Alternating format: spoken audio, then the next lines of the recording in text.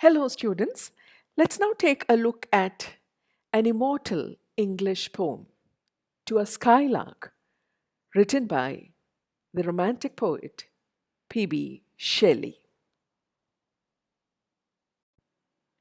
This is a significant poem for your study since it can introduce you to various aspects of literary studies.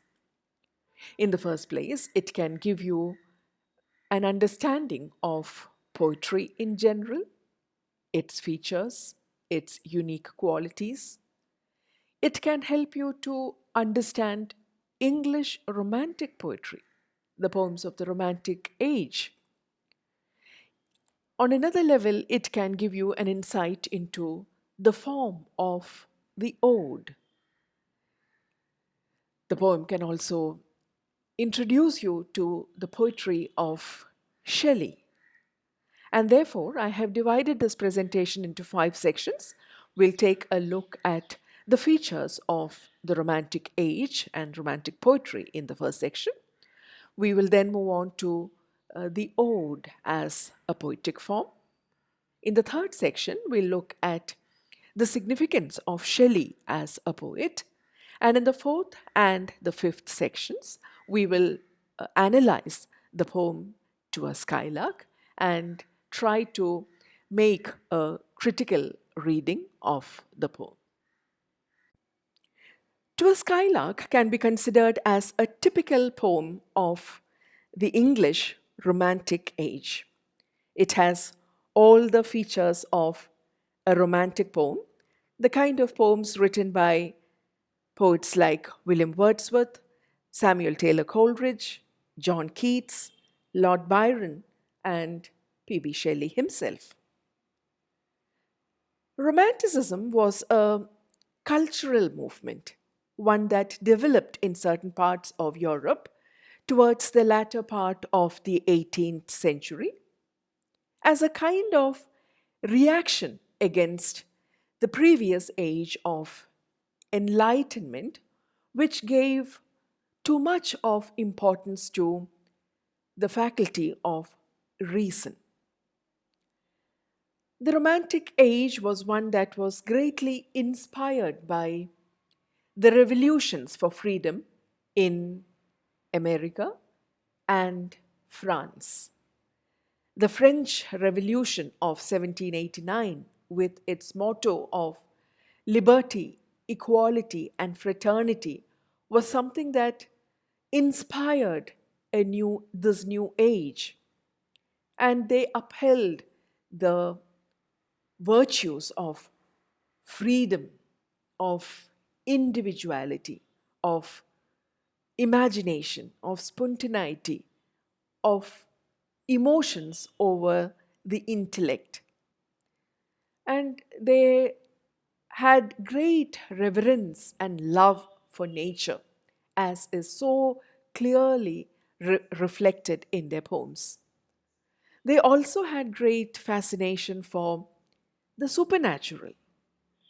They considered childhood to be the best age or the phase in the life of a human being, because that is the phase when you are closest to heaven, when you are closest to divine existence, because you are the least corrupted by civilization, by the Industrial Revolution. And they had so much reverence for the spirit in each individual. They considered that spirit as more significant than anything that was approved by society. They upheld the individual over the society and therefore had great fascination for the simple rural folk, the outcasts who chose to live beyond the norms set by society, and anyone who rebelled against social dictates. And to sum up, therefore, you can say that the ideals of Romantic poetry were imagination, inspiration, instincts, individuality, and intuition. And these are the qualities that you can see celebrated in the poems of the Romantic poets. And you can see each one of these brought to the foreground in a poem like To a Skylark. To a Skylark is also a good example of an ode, a formal and solemn lyric poem that is often written in the form of an address and which praises or celebrates a person, place, thing, or idea. The term ode is derived from a Greek word, eidein, which means to chant or sing. And odes were performed in ancient Greece where whenever there was an occasion to celebrate a victory. So the tone of an ode is always a lofty one. Its subject matter is serious and solemn.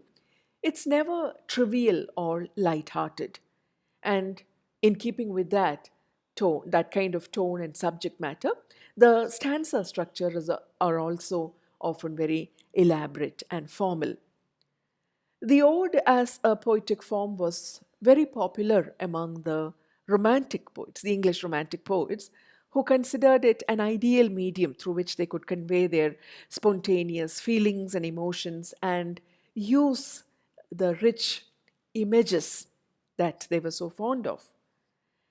One can think of the many odes, famous odes written by John Keats, for example, Ode to Autumn, Ode to a Grecian Urd, Ode to a Nightingale.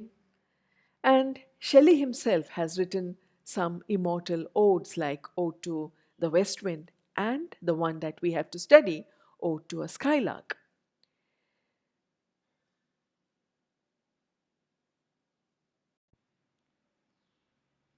Traditionally, an ode is divided into three sections: the strophe, the antistrophe, and the epode.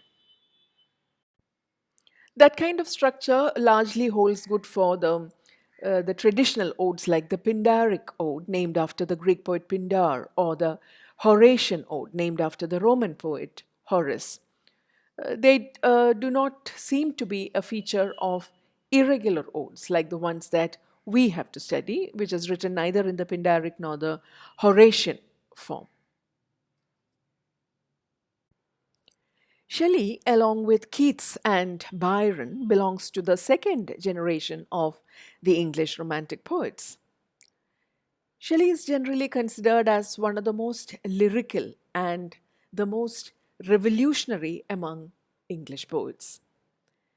His poems reflect a great deal of passion and imagination. Nature, beauty, love, creativity, and liberty. These are some of the common themes of Shelley's poems. Shelley was more than anything else a rebel, a revolutionary who always questioned any form of authority. He hated any kind of institution or establishment which stood in the way of a full, free life for individuals. It was, because of that kind of spirit that at a very young age, when he was a student at the University of Oxford, he published, along with a friend of his, secretly published, a pamphlet titled The Necessity of Atheism. It was so controversial that naturally he was dismissed from the university. But that document or that pamphlet highlights all that Shelley stood for in his later works. Somebody who questioned authority, somebody who hated any kind of tyranny or despotism, and who always dreamed of a world of equality and liberty where individuals had the right to live freely the way their instinct prompted them to do. So, this very sensitive soul that Shelley was, he expresses himself in his poems with a great deal of hope and joy and imagination. He always envisions a world, a new world, He considered a poet as a prophet, somebody who could transform the world, and somebody who could, through his poems, create a new world. So, this note of change and hope of a better future is expressed in every poem of his. I think it is immortalized in that famous line in the poem Ode to the West Wind, with if winter comes, can spring be far behind? The finest features of Shelley's poetry, his lyricism, his rich imagery, the revolutionary spirit, the idealism, the spirit with which he dreamt of a new world, a world without tyranny or despotism, where equality reigns and where there is space for every individual to live his or her life freely. These qualities are seen expressed in every work of his, the major ones among which have been listed here: the poem Queen Mab, Alastor, The Mask of Anarchy, The Revolt of Islam, the famous odes, Ode to Liberty, Ode to the West Wind, The Cloud, Ode to a Skylark, and the plays Prometheus Unbound and Cenci. We cannot make a list of Shelley's best work without mentioning the little sonnet Ozymandias and the elegy that he wrote in memory of Keats, Adonais, and the major work of literary criticism in prose, A Defense of Poetry. Shelley's views about poetry are best expressed in his prose work, A Defense of Poetry, where he states in very clear terms that poetry is something that is capable of transforming the world and creating the world anew. He calls it the most unfailing herald, companion, and follower of the awakening of a great people to work a beneficial change in opinion or institution. In other words, if anything can change the world, can change the mind of the people, and thereby change the world, that is poetry. And this power of poetry is what he expresses equally well in the poem that we have to study, To a Skylark. To a Skylark is one of the finest of Shelley's works. It was composed in the year 1820, written during a period of the poet's life that he spent in Italy, a period that also saw the composition of some of his best known poems. The poem must have been, needless to say, inspired by the sight of a skylark, a, a songbird that is a common sight in many a European countryside. But the bird in the poem is no ordinary bird. It is addressed with great reverence, with the kind of words that one would normally associate with divinity, like hail, thou, and thy, and so on. And at every stage in the poem, you find a kind of negation of the physical existence of the bird. In other words, it is presented not so much as a living bird, but as a spirit, as a supernatural being, something that belongs not to the earth but to the heavens. In fact, so many of Shelley's poems are based on things that do not belong to the earth and are always in flight high above the earth. The west wind, for example, or the cloud. These are objects that just cannot be tethered or tied down to the earth. And that conveys a great deal about Shelley's spirit of freedom, the ideal that he upheld in all his works. So, from the very beginning, the bird here is addressed as a blithe spirit, something that is so happy and joyous. It is a very high degree of joyousness that is conveyed by the use of the word blithe. Hail to thee, the poet hails the bird, which is no ordinary bird. He says, "It bird thou never wert." You were never a bird. It seems to be more of a spirit that belongs to uh, the heavens. And then he describes the song of the skylark in a fantastic um, line that goes, "Profuse strains of unpremeditated art." It is so rich, so intense, so soulful, and it is spontaneous. Now, this is exactly what the Romantic poets in general and Shelley in particular believed regarding poetry. This was their conception of poetry. It is free, it is soulful, it is spontaneous, it is rich, and it is soulful. So that is the song of the skylark. And then he describes the flight of the bird. The skylark, unlike many other birds, is a bird that is more often seen in flight than perched on a tree or on the ground. Unlike the nightingale, for example, immortalized by Keats in his famous ode, which is a bird that sings as it is stationary, the skylark is a bird that sings while it is in flight. And you hardly ever see the skylark sitting still anywhere. So that is why he compares it to a cloud of fire.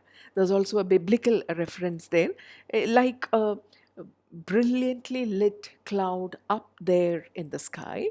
The skylark flies high above the earth, and it's almost as if it spans the entire sky, the blue of the sky and the sea. And as it soars high, it sings, and as it sings, it soars high. In other words, there is no difference between the skylark and its song. Both merge into one. And this is also in keeping with Shelley's concept of the poet singing the poems or the songs in rapturous ecstasy. In the following stanzas, he describes the flight of the skylark at different points of time during the day, whether it's morning or afternoon or evening or late night. It's almost as if the skylark is always in flight. He, he describes the flight of the bird in the golden lighting of the setting sun. The skylark seems to be in flight, like an unbodied joy whose race is just begun. Even at the close of day, the skylark seems to be so full of life and energy, and its song is as fresh as the song that it sung in the morning. The pale purple evening almost melts around the flight.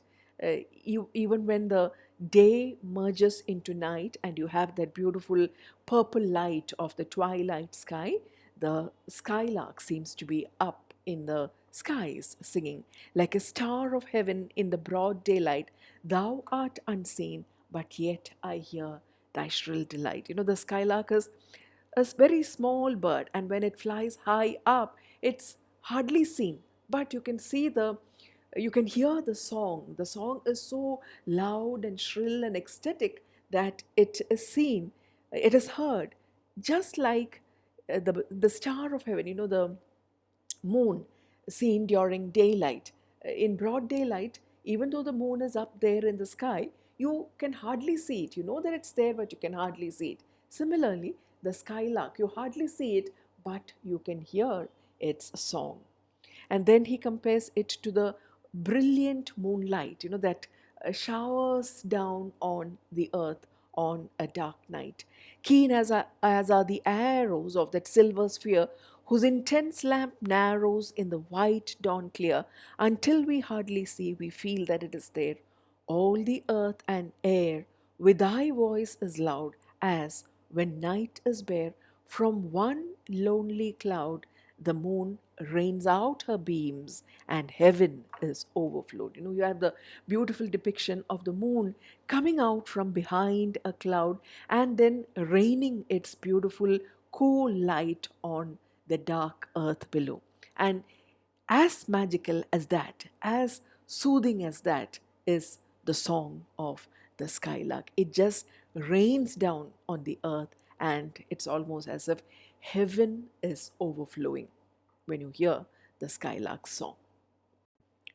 It is in the second section of the poem that the poet tries to find a fitting analogy for the skylark. He's so enraptured by the skylark song and he's kind of mystified by it. He does not know what he cannot define it in quantifiable terms, and that is why he keeps looking for a fitting analogy, an image that he is more or less familiar with, which would suit the skylark. And so you have a series of questions here asked in the next 6 stanzas, whether the skylark is like this or that image of beauty that we are normally familiar with.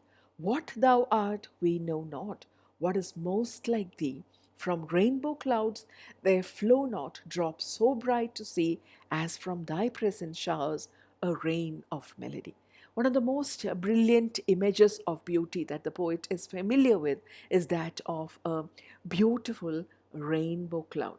And he wonders, is the skylark, which sings such a beautiful song, like the rainbow cloud?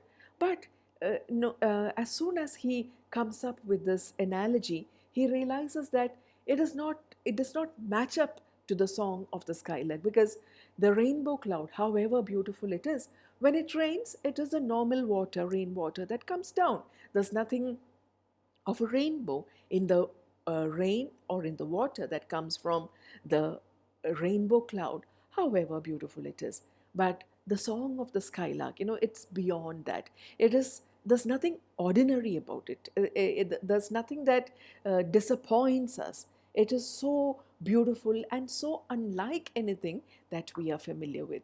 In the next stanza, he thinks that the skylark is almost like a poet. The poet himself remains hidden in the light of his thought. When you read a poem, it is the poetry that you encounter. The poet himself remains hidden. And so is the case with the skylark. You listen to the song, but you do not see the skylark. And it has the power in it, the power that you have in the finest lines of poetry that can move you to tears that you yourself were not aware of, feelings that you yourself were unaware of. And that is the power of the skylark song. It takes you to a higher level of experience, a sublime kind of experience that you did not know existed. And then he thinks of a third image. He is reminded of a young girl belonging to a noble family who's probably waiting in her palace tower, who's probably imprisoned there or made to wait for her lover. And she soothes her love-laden soul in secret hour with music as she waits for her beloved, as she hopes for his return. She soothes her aching heart with songs. And you can see the song overflowing or coming out of her bower or her private chamber, her room. And you do not see the girl, but you can hear the song. And so the skylark. It is unseen, but its song is so brilliant. Then he uses the image of a glowworm. The glowworm again is something that emits the light which you see, but the worm itself remains hidden, especially when it is in a dell or a valley that is filled with dew. It will scatter unbeholden, even without any prompting. It scatters its brilliant light among the flowers and the grass, which hide the glowworm from view. And similarly, the skylark, without any prompting, it just sings and sings in such a glorious manner that you are reminded of something so heavenly. The fifth image he uses is that of a rose. This is now the image of, in each one of these stanzas, you find one of the physical senses foregrounded. In one, it is the sense of smell. In another, it is a sense of hearing. In another, it is a sense of touch. In another, it is a sense of sight, and so on. In this particular stanza, it is a sense of smell, and he compares it to a rose, a rose that is embowered in its own green leaves. Yet, the green leaves almost hide it from view. You do not see the rose, but the fragrance is all over the place. And it's almost as if the rose is deflowered by the warm winds. The winds come and steal the fragrance from the flower. They steal it and steal it so much that ultimately it's almost as if the scent of the fragrance of the rose makes these heavy winged thieves. The winds are being compared to the heavy winged thieves. They're referred to as the heavy winged thieves. They become so drunk with the fragrance, they become faint, almost faint with that sweet fragrance of the flower. That it is that kind of rapturousness that he associates with the Skylark song. And then you have the last image of spring rain, another very common image of beauty that we human beings are familiar with, the sound of vernal showers. Vernal is spring, the sound of rain in spring. It is such a delightful sound, and when it falls on the twinkling grass and awakens the flowers, it is one of the most beautiful of sights that we have ever encountered. But it is still not up to the Skylark song, which is joyous and clear and fresh, and it surpasses everything that we are capable of perceiving as beautiful with our limited resources, with our physical sense of sight, taste, smell, touch, and so on. We have perceived certain objects as beautiful, but the Skylark song is beyond that. It is beyond any kind of physical perception of beauty. It is something that just cannot be limited by things that we can see and touch and feel and taste. It is beyond all that. The music of the Skylark surpasses all that we have so far known as beautiful. Having realized that the song of the Skylark is unlike anything that we human beings have ever composed or heard, the speaker now requests the Skylark for guidance. Teach us, sprite or bird, spirit or bird or whatever you are, what is it that gives you such sweet thoughts? He wonders if it is love or wine. The uh, things that normally inspire human beings to compose happy songs. But love or wine never were able to inspire a song that was as rapturous, as divine as the Skylark song. He then thinks of some of the happiest songs that we human beings have ever composed. One would be a wedding song, a chorus hymnal, a song sung in unison to celebrate a hymnal or a wedding, or a song that is sung to celebrate a victory, a triumphal chant. But joyous as these songs are, they never can match up to the Skylark's song. They seem to have something hidden, something lacking. They seem to have something lacking when we compare these songs, to the Skylark song. And therefore, he goes back to wondering what the sources of the Skylark's inspiration could be. Is it nature, the mountains, the rivers, the seas, and the skies? Or is it love that has inspired the Skylark? Or could it be the fact that the Skylark knows no pain at all? He's at a loss as to what the source of the Skylark's joy and happiness is. But one thing is for sure, that the Skylark doesn't seem to experience any kind of languor or tiredness that you know, affects human beings. The skylark does not know annoyance. So none of the um, evils or ills that torment the human world seem to touch the skylark at all.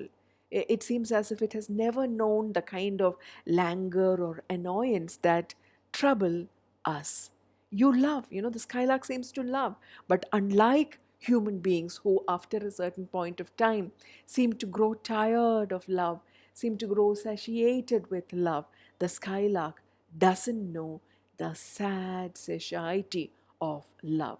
It seems to be constantly rejuvenated with love and whatever it is that inspires it. And the speaker thus can only conclude that in whatever state it is, waking or asleep or whatever, the skylark definitely has a higher understanding of life and death. It seems to have a far better, nobler, richer grasp of things. You must surely have an understanding of death. The thoughts of death constantly trouble human beings, but the skylark doesn't seem to be troubled by the thoughts of death. He's sure that the skylark must have a truer and deeper understanding of life and death than we human beings, we mortals have.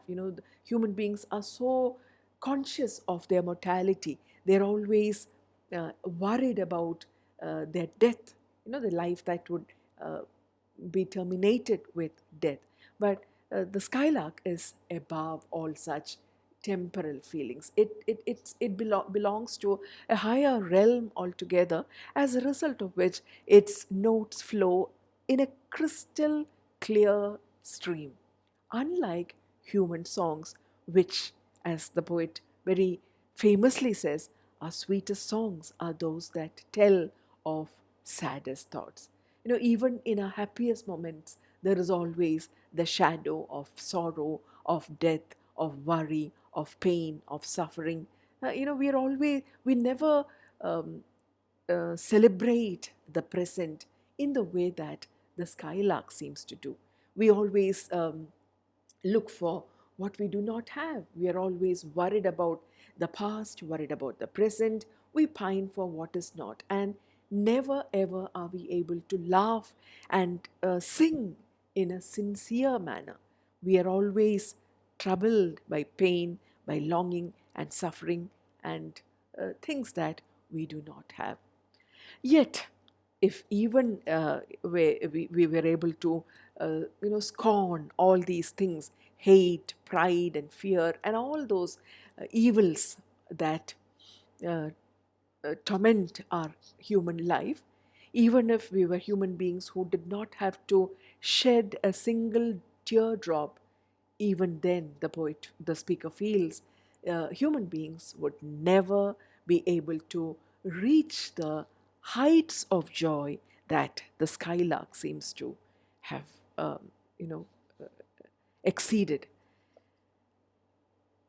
And this is where he feels that the skylark is beyond anything that we are familiar with. It's almost as if the skylark is like somebody who is so scornful of whatever is on the ground, whatever is uh, down below, and as a result of which it is able uh, to scale the greatest heights, better than all the measures of delightful sound that we have heard, better than all the treasures that we have in our noblest creations, in our greatest books and classics.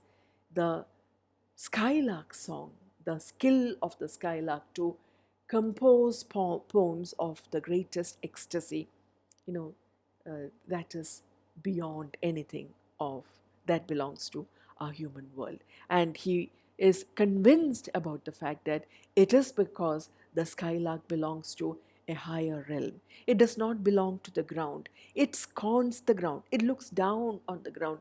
In that one phrase, the scorner of the ground, you have um, all of Shelley's uh, abhorrence, his hatred of any form of earthy, worldly institution that deprives human beings of a full, joyous, and happy life. That is why he concludes in the last stanza, teach me half the gladness that you possess, and then I would be able to compose such harmonious notes that from my lips would flow the kind of rapturous song that the world would listen to, as he was at that point of time listening as the skylark sang. To a Skylark is considered one of the finest works of Shelley and also one of the most typical. It's a poem that is rich in imagery, imagery largely drawn from the world of nature. The lyrical diction and the musical quality of the poem are its other unique features. The passion and the tone of reverence and wonder that run throughout the poem give us insights into uh, the qualities of the poem as an ode. But more than anything else, this poem is unique because of the way in which it expresses Shelley's idealism, his revolutionary spirit, his optimism, his belief that a poet is somebody who can foresee the future and be the harbinger of change, a person who can create a new world of happiness and joy. The skylark here is metaphoric of Shelley's idea of a poet as a prophet. The skylark's ability to transport its listeners to a new experience of music is parallel to the way in which Shelley conceived of the ideal poet as somebody who can transport his readers to a new world of experience. And therefore, the Skylark's song is metaphoric of Shelley's vision of poetry. Shelley thought of poetry as harmonious madness. It is sheer ecstasy that flows through it, but it is harmonious. And that is exactly what the Skylark's song is. It is free, it is spontaneous, there is no rigidity in it. It is absolutely unbridled and free. It is a product of pure inspiration, something that is spontaneous and expressed in the most musical and natural manner. Uh, it comes from a state of mind that is of a very pure status because it is in unison with heaven and nature. Now, from that kind of pure state of existence, nothing but joy can emanate. And that is what is captured in the Skylark song. It represents an uncomplicated, a very simple purity of existence. There is absolutely no hint of melancholy or sorrow or any bittersweet emotion at all in it, as human joy or human feelings often are. So it is that supreme quality of poetry, poetry that is divine, poetry that is harmonious, poetry that is mad in the sense of absolutely free. It's something that just cannot be controlled or held rigid, and this divine quality of poetry is what Shelley conveys through the song of the skylark. And that is what makes the poem so unique and so um, unforgettable a poem.